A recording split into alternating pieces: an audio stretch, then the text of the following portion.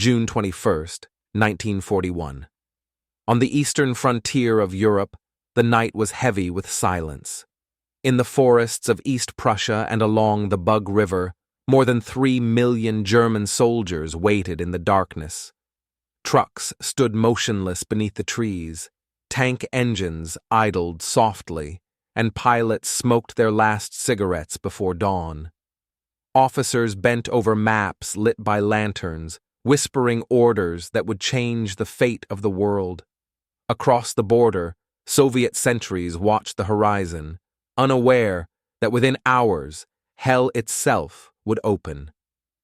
At 3:15 a.m., the stillness shattered. Artillery thundered from the west, lighting the sky in a storm of flame. Overhead, the Luftwaffe roared eastward. Thousands of aircraft targeting airfields, railways, and command centers. Operation Barbarossa had begun, the largest invasion in human history. For Hitler, it was destiny, a crusade to destroy Bolshevism and claim the lands of the East for his Reich. For the men on the ground, it was chaos and dust. Villages erupted in fire, bridges collapsed under the weight of tanks, refugees fled through fields as the sound of engines drowned their prayers. In the first hours, the German war machine moved like a god of war reborn. Entire Soviet divisions vanished before they could even respond. But within that triumph hid a shadow, a war too vast to control, a land too endless to conquer. The storm had begun, and no one could stop it. The German plan was breathtaking in scale and terrifying in ambition. 3 massive army groups, North, Center, and South, struck across an 1,800-mile front. Army Group North drove through the Baltic states toward Leningrad. Army Group Center, the strongest, advanced through Belarus toward Smolensk and Moscow. Army Group South plunged into the rich farmlands of Ukraine, aiming for Kiev and the Black Sea. The speed of the assault was unmatched. In a single week, the Wehrmacht advanced hundreds of kilometers. At Białystok and Minsk, entire Soviet armies were encircled. 600,000 men lost in 2 battles. German radio boasted, "The Soviet Union is finished." But the victories came at a cost. Every kilometer, gain stretched supply lines thinner. Fuel trucks lagged behind, ammunition ran short, and repair crews could not keep up. The vastness of Russia swallowed the efficiency of Blitzkrieg. Still, Berlin demanded momentum. Hitler's orders were absolute. Forward, always forward. To slow down was to doubt, and doubt was treason. The Wehrmacht obeyed, unaware that the same vastness they had mocked would soon become their grave. The Red Army reeled under the shock of invasion. Its commanders, decimated by Stalin's purges, struggled to form a coherent defense. Communication lines collapsed, orders went unheard, entire divisions fought without direction. At the frontier city of Brest-Litovsk, surrounded Soviet troops fought for 9 days against impossible odds. When their ammunition ran out, they charged with bayonets, shouting, "For the motherland!" Across the Western Soviet Union, chaos reigned. Columns of refugees stretched for miles, soldiers without rifles, families without homes. German bombers turned the roads into killing grounds, reducing the retreat to a nightmare of fire and screams. And yet, amid the destruction, something began to change. The Red Army, though broken, refused to die. At Smolensk, Soviet counterattacks slowed the German advance for the first time. The enemy that Hitler had dismissed as inferior fought with a fury that unnerved even veteran officers. One German diary read, "They fight as if they have nothing left to lose, because they don't." The frontier had collapsed, but not the will to resist. And from that defiance, a new war was about to rise. The Wehrmacht's power came from precision, from the coordination of air, armor, and speed. Panzer divisions pierced the Soviet lines like lightning, their movements directed by radio and aerial reconnaissance. The Luftwaffe ruled the skies, striking supply depots, bridges, and columns on the move. Every battle was an orchestra of destruction, tanks roaring, artillery pounding, infantry advancing through smoke. At Dubno and Brody, the Soviets launched a massive counterattack with over 3,000 tanks. It was one of the largest armored clashes in history. The Germans, outnumbered nearly 4-1, fought with superior tactics and communication. When the dust settled, the Soviets had lost nearly everything. But the Germans, too, were exhausted.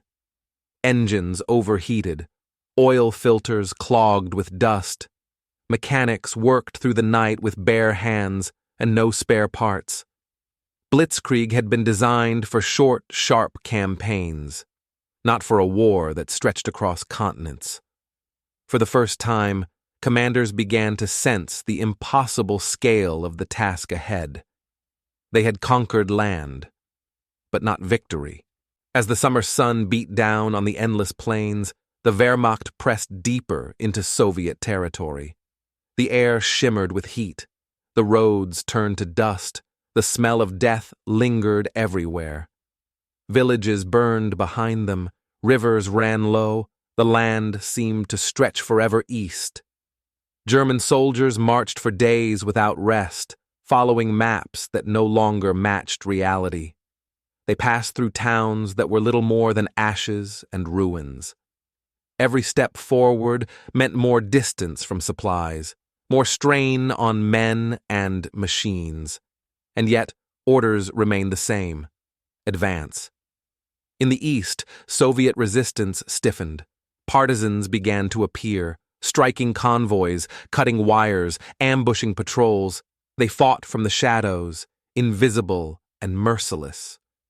For the Germans, there was no front line anymore, only an ocean of hostility.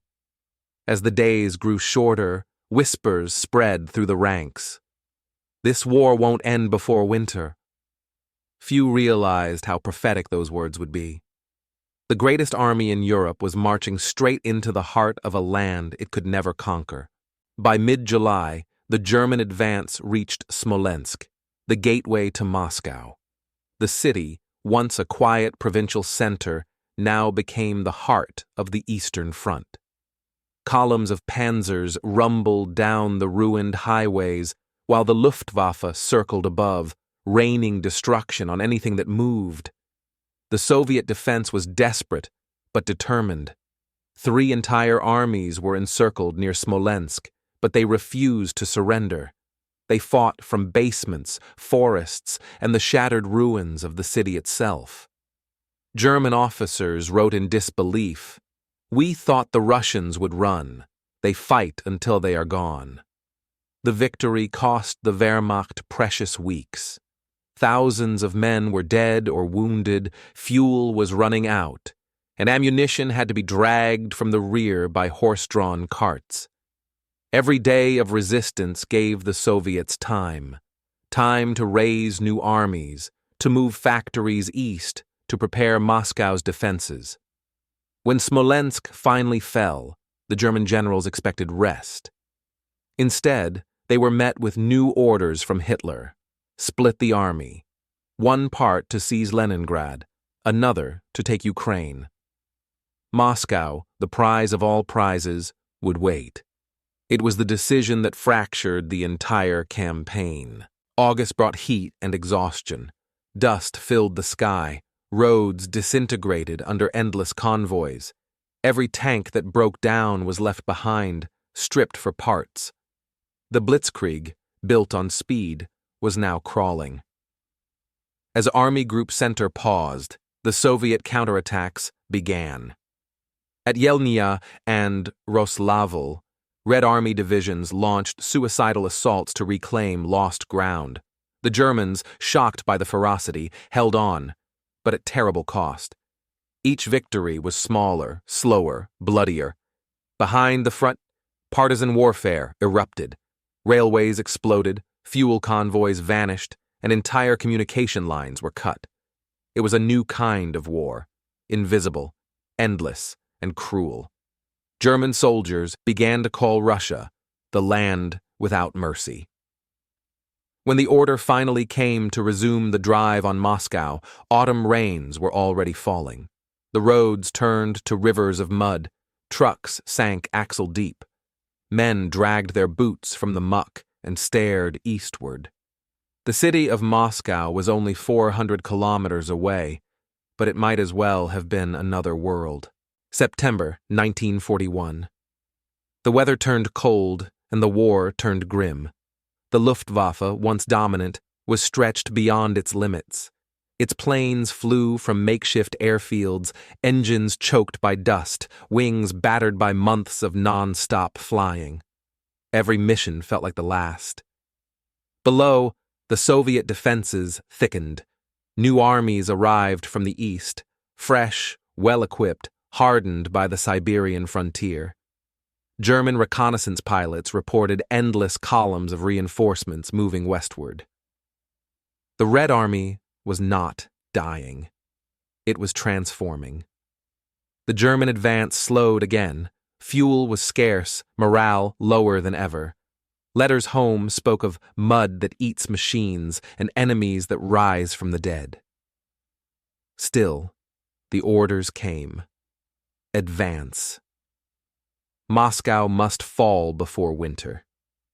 For the first time, the soldiers began to doubt their invincibility. The great myth of Blitzkrieg, of unstoppable motion and endless victory, was breaking apart in the Russian mud. While one part of the Wehrmacht bled on the road to Moscow, another turned south. In Ukraine, German and Romanian forces surrounded the Soviet armies near Kiev, a pocket so vast that even the generals could barely believe it. Over 600,000 Soviet troops were trapped. For weeks, the battle raged through fields and forests. Soviet units fought to the last bullet. Civilians fled across burning plains. When it was over, the Red Army had suffered one of the greatest defeats in military history. Kiev fell. The Dnieper was crossed. Berlin celebrated. Propaganda declared the Soviet Union finished. But every victory came with a price. Time. The delay to secure Kiev had cost the Germans 6 critical weeks. The last weeks of warm weather. By the time the panzers turned north again, the first frost had come. Engines began to seize in the cold. Uniforms meant for summer offered no warmth. The army had won Kiev and lost the war's momentum. By October, the road to Moscow was a graveyard of steel. Panzer divisions, once the pride of the Reich, crawled through blizzards and mud. Engines froze overnight, rifles jammed with ice. Still, the order stood: advance. The German army reached Mozhaisk, the last defensive line before Moscow. They could see the city's glow on the horizon, and yet they would never reach it. From the north and south, fresh Soviet armies struck like a hammer. Siberian troops, veterans of the frozen east, counterattacked in white camouflage. The Wehrmacht faltered. For the first time, it retreated. The dream of capturing Moscow and ending the war died in the snow. Operation Barbarossa, the invasion meant to last a few months, had become a frozen nightmare that would consume millions. The lightning war had met its storm. December 1941. The temperature fell below -40. The German army, built for lightning strikes, not endurance, began to freeze where it stood. Engines turned brittle, oil congealed in barrels, and food froze into blocks of ice. Soldiers tore pages from manuals to wrap their feet, burned ammunition crates for warmth, and prayed for supplies that would never come. Across the snow, the Red Army surged forward. They had waited for this moment, for the frost that would turn German strength into weakness. Soviet tanks with wide tracks rolled easily across frozen fields. Siberian troops in white camouflage struck from the forests with terrifying precision. The Germans fought bravely, but every bullet, every heartbeat, cost more than they could afford. The front line was no longer moving. It was dying. At night, entire platoons froze in their foxholes, their rifles still clutched in ice. The war that was supposed to end before winter had become a struggle for survival. The conquerors of Europe were now fighting the cold itself and losing. The snowstorm that covered Moscow became the curtain for a miracle. In early December, over 1 million Soviet troops launched a counter-offensive along the entire front. They struck the exhausted Germans from every direction, from the forests, from the skies, from beneath the snow itself. The Wehrmacht, already at its limit, crumbled. Tanks were abandoned, artillery left behind, wounded men carried on sleds. For the first time, German soldiers tasted retreat. It was not a planned withdrawal. It was flight. Hitler raged in his headquarters. He forbade any step backward, ordering his men to stand or die. Generals pleaded for a strategic pullback, but the Führer would not listen. To retreat, he said, was to admit failure. And so, thousands died in the snow to protect an illusion. By January, the Red Army had pushed the Germans back nearly 200 kilometers. Moscow stood, battered, blackened, but unbroken. The myth of invincibility was gone. When the blizzards cleared, the battlefield revealed its truth. The plains were littered with frozen corpses, men, horses, and machines locked in silence, their faces twisted by cold and disbelief. Entire units had vanished in the snow, their last positions marked only by rifles jutting from drifts. German hospitals overflowed with frost-bitten soldiers, men without fingers, without ears, without hope.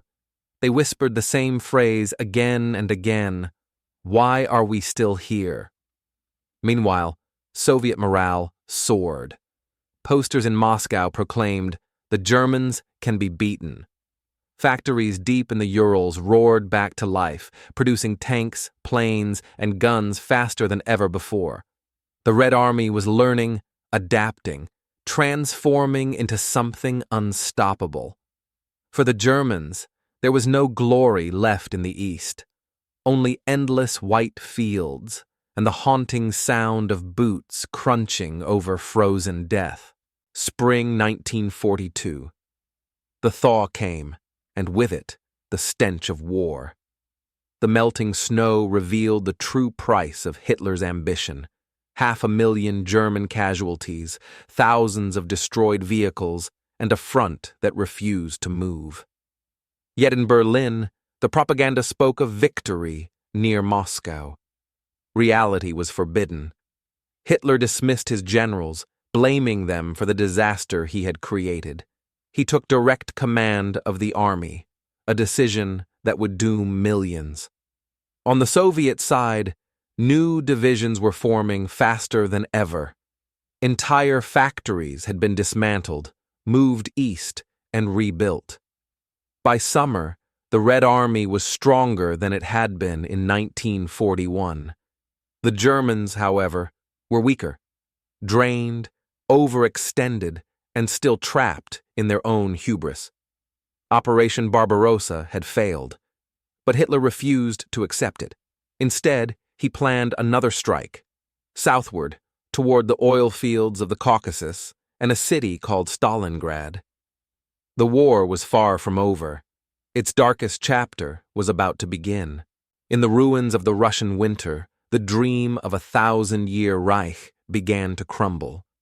What had started as a lightning conquest had turned into a war of annihilation, one that Germany could no longer win. The invasion of the Soviet Union, meant to bring swift victory, had instead united the world against the Reich. From London to Washington, from Leningrad to Siberia, The resistance grew. Factories hummed, soldiers marched, and the tide of war began to turn. For the men who survived Barbarossa, there was no triumph. Only memories of frost, fire, and endless loss. They had crossed into Russia believing in destiny. They left believing only in survival. History would remember Operation Barbarossa not as a triumph of might, but as a warning that arrogance can conquer armies, but never nations. The East had judged Hitler's dream and found it guilty,